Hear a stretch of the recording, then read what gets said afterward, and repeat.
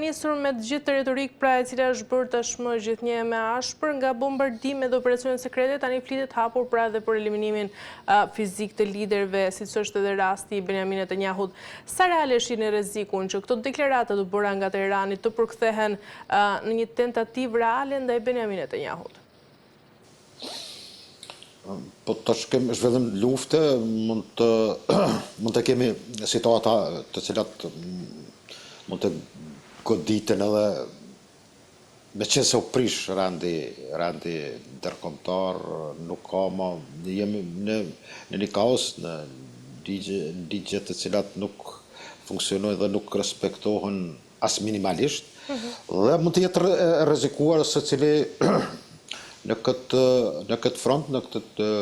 betejë, por me lejo të them që ajo çka flitet për liderin, kryeministin e Izraelit, udhëheqësin e tyre, mendoj që ka spekulime të ndryshme, por është e vërtet goditja që është bërë atij në shtëpinë e tij, është e pa konfirmuar, ende nuk mund të kemi një përgjigje të saktë, meqense kjo nuk mund të mbahet më shef për një kohë të gjatë, por besoj që shërjestër ka qenë dhe do jetë, nga se iranianët dëshirojnë të bëjnë një akmarrje e cila dihet që me likvidimin dhe goditjen e parë që është në 28 shkurt, është likviduar lideri i tyre dhe dikon 45 pjesëtar të udhëheqjes së ngushtë dhe të aparatit, qoftë të ushtrisë dhe të Gardës Revolucionare Islamike. Dhe kjo tregon që nga Irani mund të jetë një lloj kundërpërgjigje apo hakmarrje, e cila mendoj që është vështirë të thuhet për momentin, nga se kuptohet që ai ka mundur ndoshta edhe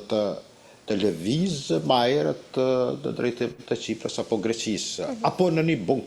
bunker në Izrael, në Tel Aviv, apo në pjesën mund të them të jugut të Izraelit. Por mendoj për momentin është vështirë të edhe mbetet në informacionin e spekulimit. Zoti Bilali, nga ana tjetër, mbas këtyre informacioneve mendoni se po zhvillohet ndoshta një luftë e fshehtë për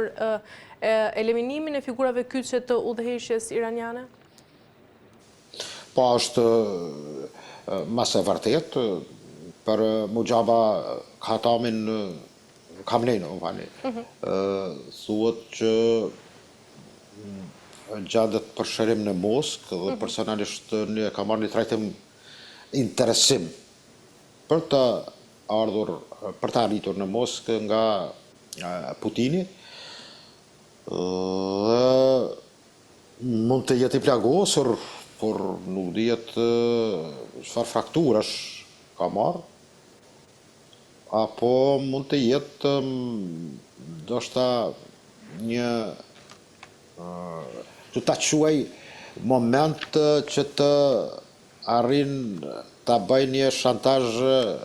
Iranin në këtë rast,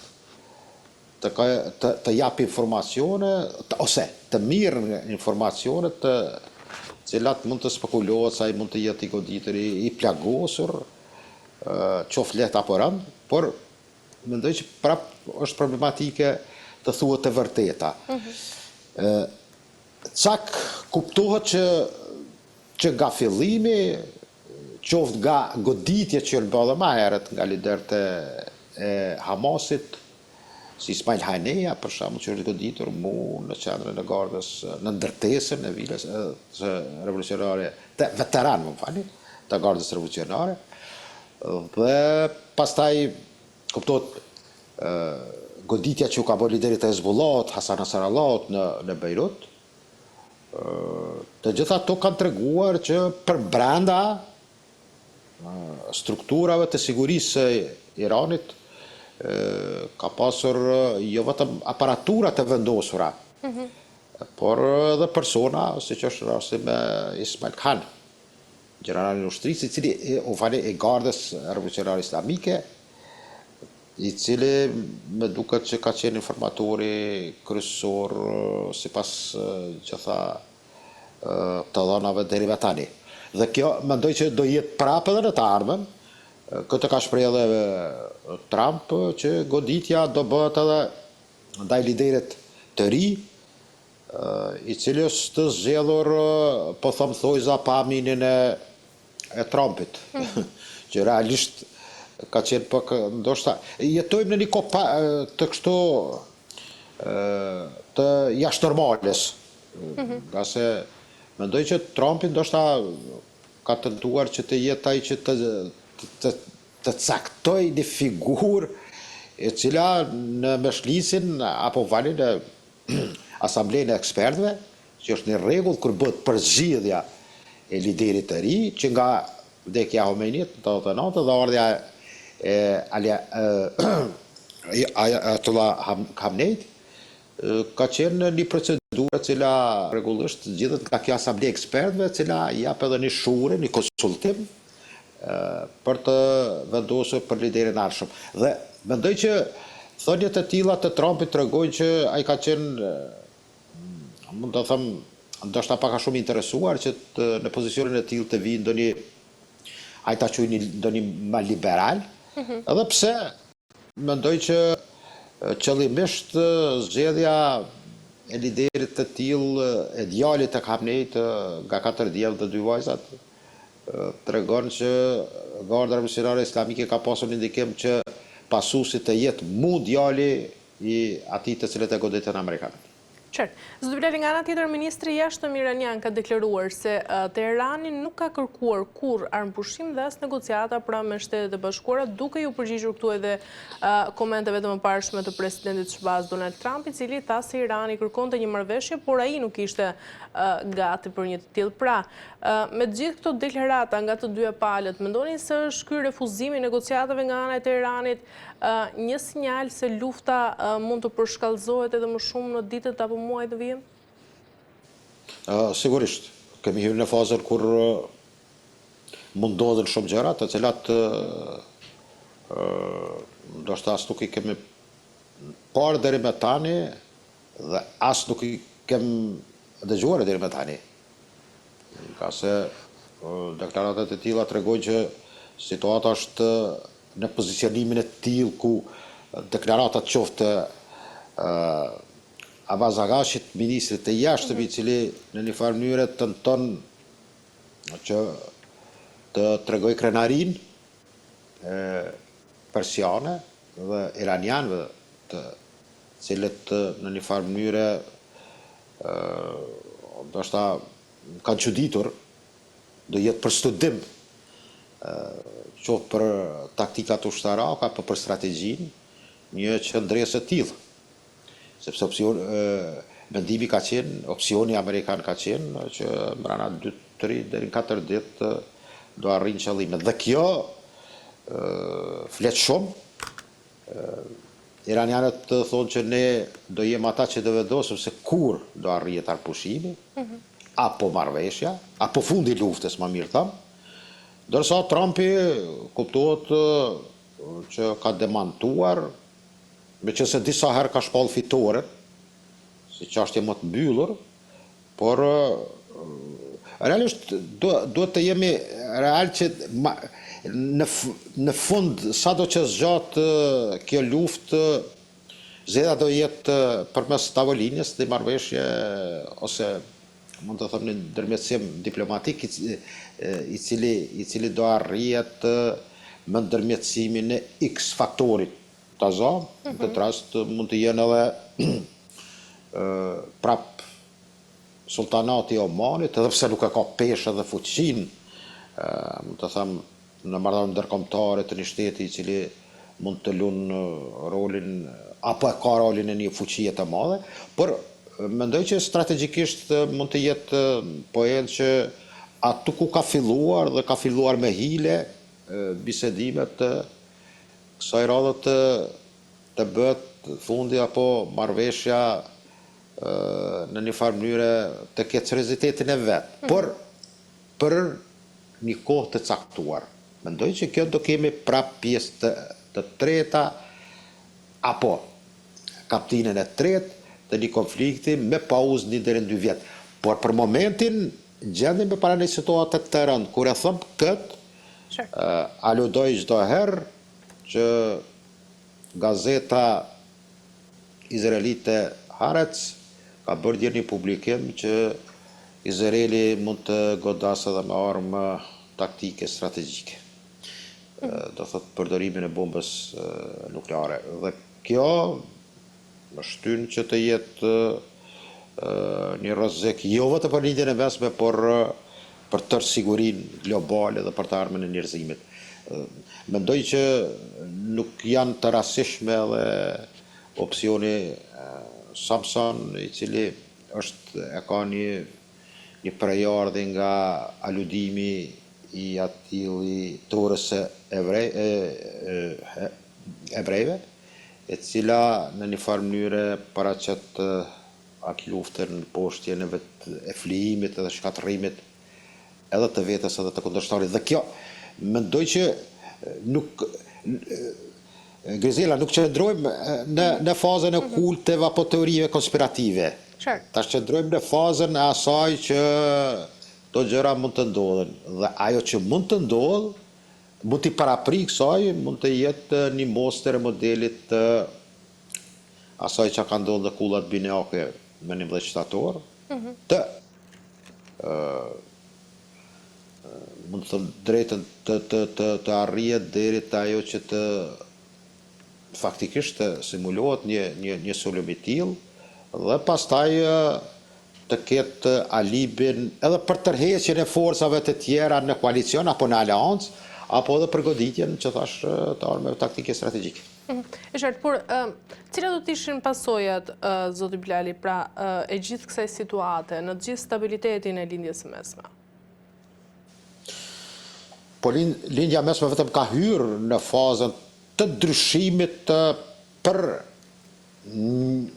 milenumin apo një shekullin e ardhshëm. Umë fali, e kam fjallë për një shekull. Se shekullin tash nuk mund të ashtymë. Jem ku jem në qerekun, veç kem kalu qerekun e parë. Por, do thotë, bëjmë fjallë për 100 vit që në ardhshëm. Apo dhe ndoshta edhe ma shumë. Dhe kjo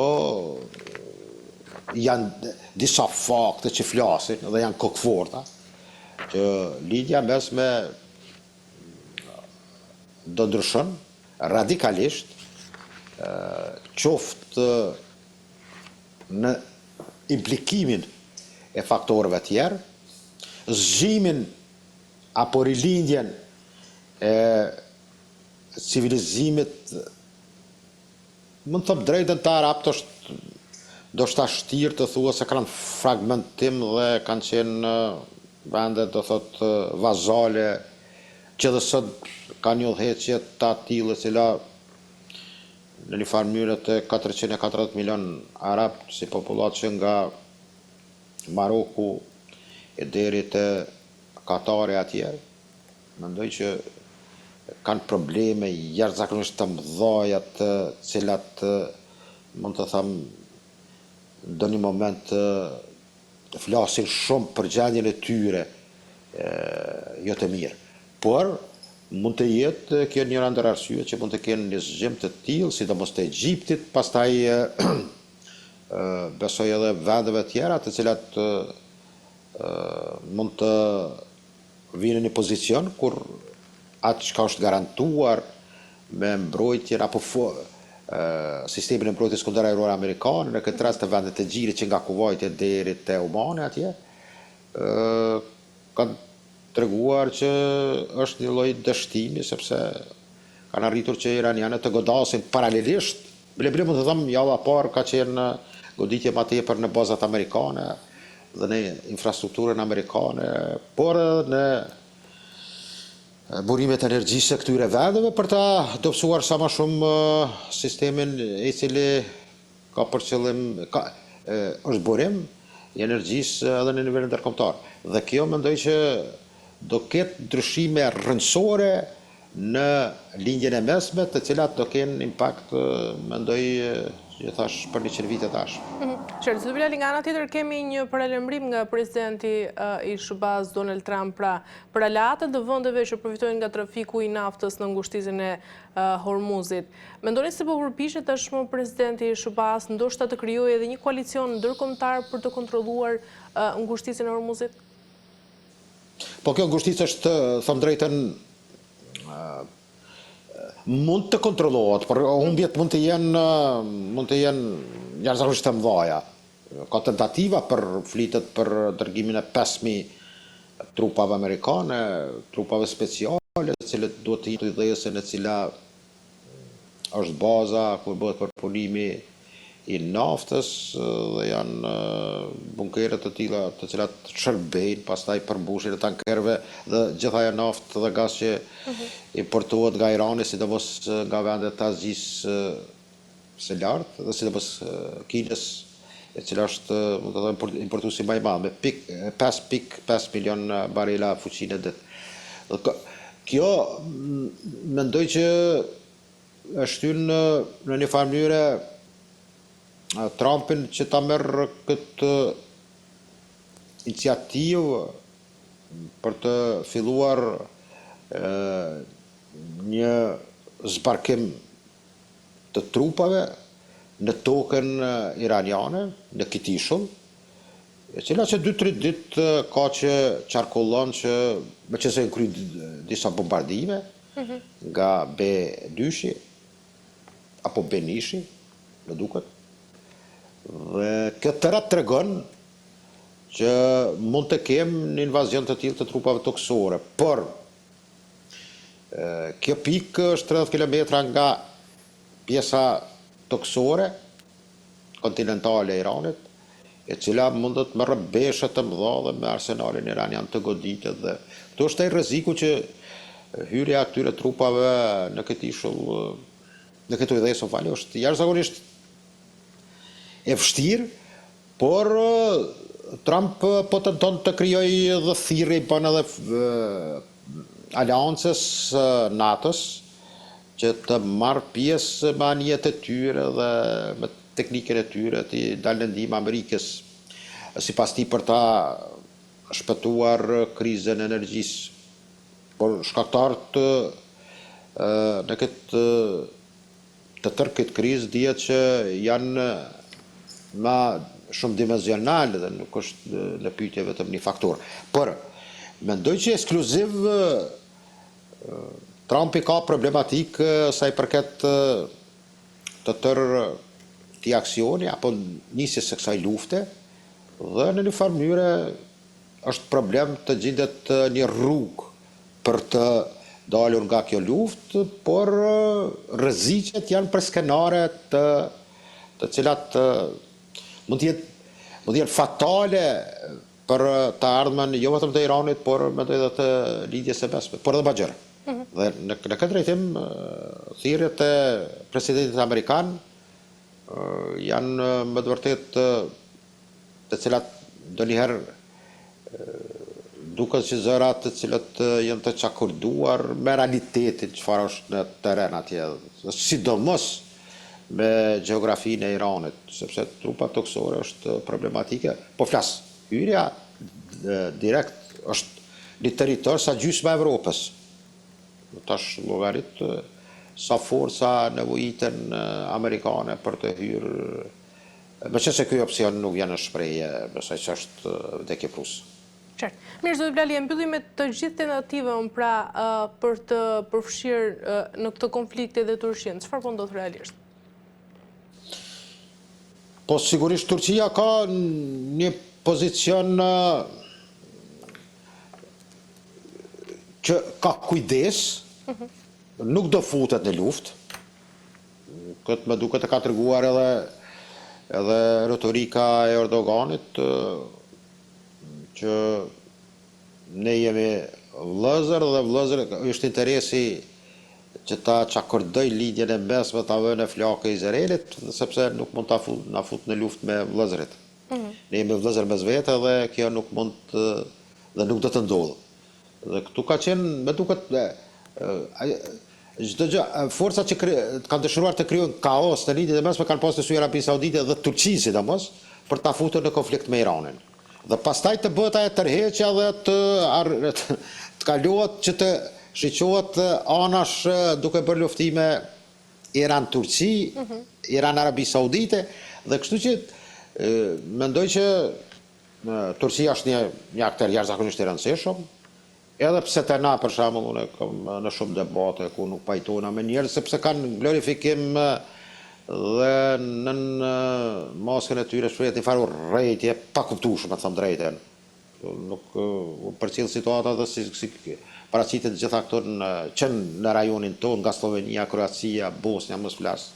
Kanë njerëz zakonisht njerëz të përgatitur, shqyr Zotit që ndoshta ka njerëz, nuk po flas për çështje çfarë civilizimi dhe kultura apo besimi takojnë, po kanë mençuri dhe dinë të matin mirë, fjalë dhe analize. Dhe me këtë drejtim për të nisur të jep nga konkrete pyetja juaj, Turqia është një aktor i cili në këto momente besoj që din të arun tër atë stabilitetin dhe nuancat për të kërkuar ndoshta në një farë mënyrë një zgjedhje, meqense ka qenë ai muhabeti i telefonatës së Trumpit me Talibanin dhe Barzanin e liderëve kurd dhe veritë e Irakut, me të cilët do të rrezikojë ardhmja dhe të revizioni për të cënuar shteti turk. Për momentin, mendoj që Turqia mund të jetë aktor që një lloj ndërmjetësuesi për të arritur një përfundim të një marrëveshje të anpushimit dhe pastaj të asaj që njihet pas një marrëveshje paqe, e cila mendoj që për momentin gjendemi ende larg kësaj fatkeqësisht. Por Turqia është, mendoj, një faktor i cili jo vetëm që është stabilizues, por mendoj që do jetë ndoshta jo vetëm shënjesë të ardhshme nga ajo që njihet formula Izraelit të madh, e cila është formulë, mendoj që me këtë luftë po është e dështuar. Nuk ka gjas nga Nili Eufrati të krijohet Izraeli i madh, arsyet janë as fuqia, mendoj, as numri dhe potenciali shifet që është larg. Por sidoqoftë, Turqia përgatitet për skenare të tillë. Mund të jetë edhe propagande e liderit turk, këtë rast Tayyip Erdoganit, të cilët shumë njerëz e kritikojnë për retorikën e tillë, por mendoj që fuqia është një kaliber në të cilën çdo kush nuk mund ta shprehë ashtu thojza, nuk mund të kruhet.